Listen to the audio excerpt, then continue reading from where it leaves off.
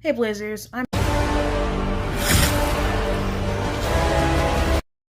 and today I'm going to review slash react to a defense video. Originally I was thinking I'm only going to react to women's self-defense because there are a lot of those videos on the internet I think need to be covered.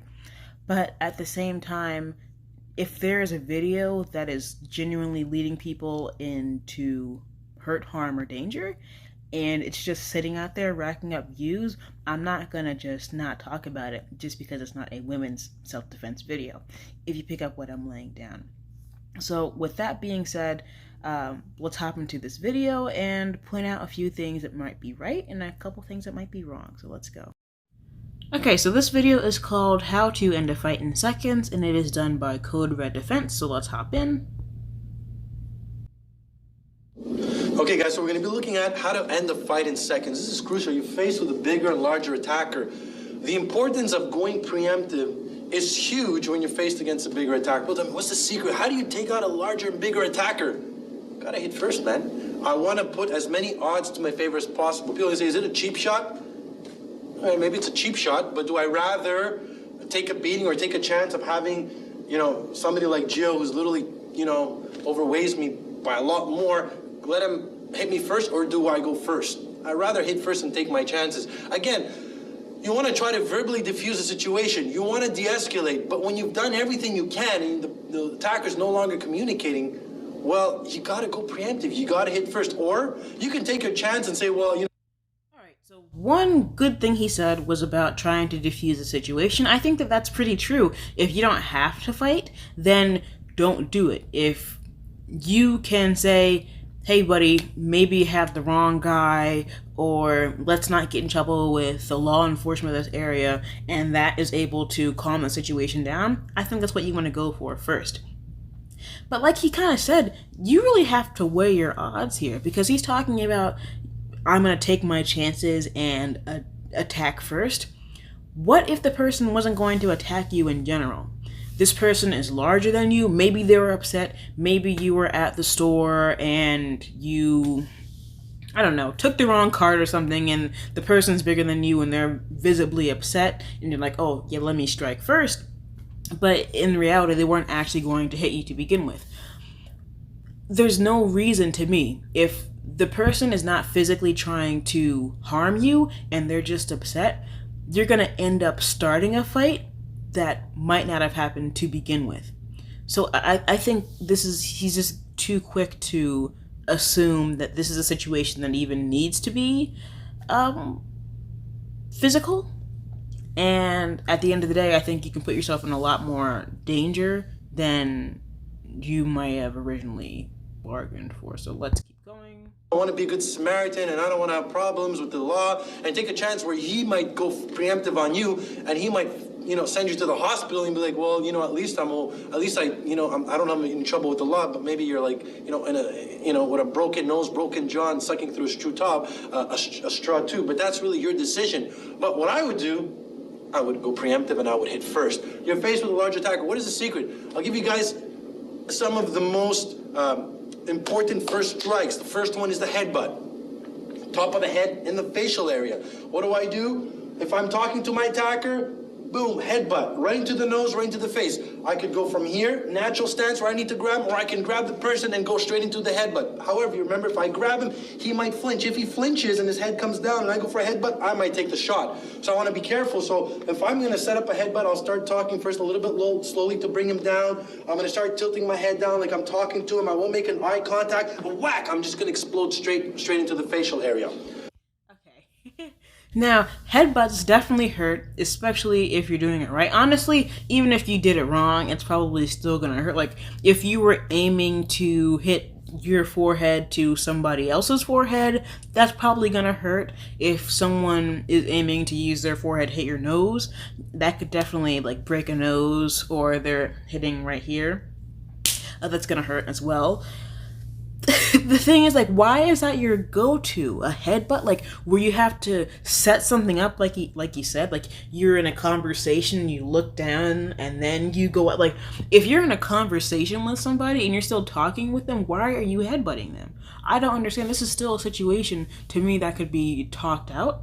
At this point, it just seems like you're being a jerk. Like this guy is listening to you. He's like watching you talk, and then you're like, "Oh yeah, let me headbutt you." Like now, yeah, congratulations, you just started a problem. So let's keep. You have what? Double palm strike. So if I'm faced again here with my attacker, one hand will come forward, the other one will come back, and I'm gonna snap the neck, driving the power forward, snapping the head back, creating a lot of damage right into the head. You got hammer fist. So if I'm Okay, so the next one he's saying is a palm strike. So basically using this part of your palm and going upwards. And he's saying to push it on your attacker's chin. Really, I mean, who's the attacker actually in this situation? Because it sounds like it's this guy. Now, he's saying to take the palm and put it like here and go back, which of course is gonna hurt, especially if you do it with enough force. And then he's talking about snapping the neck. Like, in what situation would you ever need to do this unless the person was going to attack you first? If this person is like threatening you and, he's coming at you with a whole bunch of different types of strikes and this and that, okay, I can see maybe you want to defend yourself and then you do that, whatever. But if snapping somebody's neck is not something that I would be on the internet teaching people to do in like general situations where there is an altercation. So no, you shouldn't be using any type of fatal technique on someone in almost any situation unless it's life or death. Like two people, like again at the grocery store having some type of altercation, maybe it's even a little bit hands-on where they pushed you. I would not say go and try to snap somebody's neck because you're literally gonna go to jail.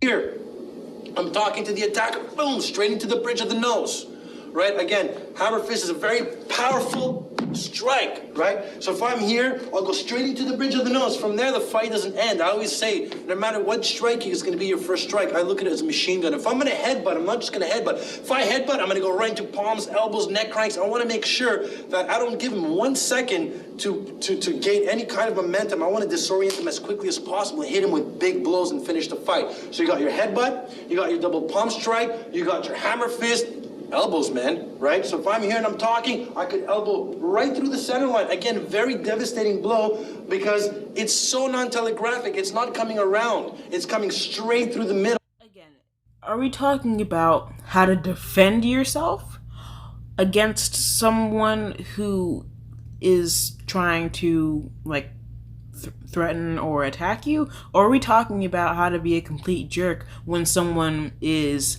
slightly raising their voice? Because that he's sharing about snapping necks and breaking noses and all that, to me, is only supposed to be used in certain situations. So I'm not really sure why he's using such dangerous techniques right now. So it's just this. I'll go right into the chin, boom, snapping his head back. Okay? So those are some of the most devastating blows that you can do in a street fight, and those are some of the big ones. Yeah, you can go for the balls, but if the guy's on drugs, if he's under adrenaline, I've seen it in fights. Like again, I always say it, if I walked up to Joe and I just kicked him in the nuts, I'd probably drop him. But in the middle of a fight, when his adrenaline is going, it might make him double over, but I want to cause damage to the head because this is the biggest factor where I'm going to finish the fight. I want that head to snap as fast and as hard back and create as much damage in the brain to finish the fight as quickly as possible. Thanks. Okay, first of all, you couldn't pay me enough to be the Uki in this situation. But, okay, I would appreciate a lot more context, because if he's talking about... At first he said, okay, let's just have a situation where you're gonna talk to somebody and they're not listening, and then he's saying this is a street fight. So really, what is it? Is this something that you're gonna do when someone breaks into your house and is threatening your wife and kids or whatever? Is this something where, you're at the supermarket and some guy says that, makes a your mom joke? What situation is this? Because right now, it seems like you're just giving tips on how to potentially kill people on the internet without any context whatsoever. And I think that's really important to actually have. So I don't really understand what type of knowledge am I supposed to gain from this. Because right now, I feel like the only thing I've learned was how to kill people in unnecessary situations. I don't know. Let me know what you think in the comments, and thank you for reacting to this video with me. I'll see you in the next video.